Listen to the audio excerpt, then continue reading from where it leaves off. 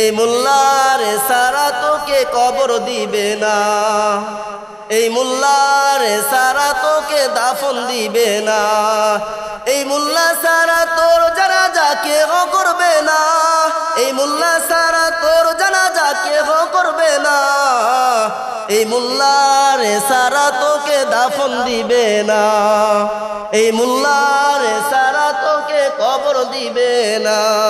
কত আলেম কত আলেম আজ কারাগারের মধ্যে নির্যাতিত হয়েছে, হয় নাই? আপনার নাম শুনেন নাই? আল্লামা সাইদির কি করছে? জেলের মাধ্যমে জেলের ভিতরে তাকে হত্যা করা হয়েছে ইনজেকশন পুশ কইরা। মামুনুল হক সারা জীবন কারখানার ভিতরে জেলখানার ভিতরে অত্যাচারিত হয়েছে। এমন অত্যাচার মনে হয় আর কেউ করে নাই। আমির হামজাকে জেলখানার মধ্যে অত্যাচার করা হয়েছে, আমির হামজাকে জেলখানার মধ্যে অত্যাচার করা হয়েছে। এই যে অত্যাচার, এই যে অত্যাচার, এত অত্যাচার, এই অত্যাচার দেখেন। আজকে আলেম সমাজ যদি ইসলামের দাওয়াত না দেয়, আলেম সমাজ যদি দুনিয়ার ভিতরে কারগুজারি করে যে একটা মানুষ মারা গেলে কেউ জানাজা করবো না, তাহলে আপনার লাশ কই যাবে? আপনি নিজে দাফন করবেন? যে ভালো করে শুনেন, আপনি কি নিজে লাশ দাফন করবেন? সম্ভব? সম্ভব না। তাহলে আপনারা সবই বুঝেন, তারপরও কেন এত আলেম সমাজের পিছনে লাগে?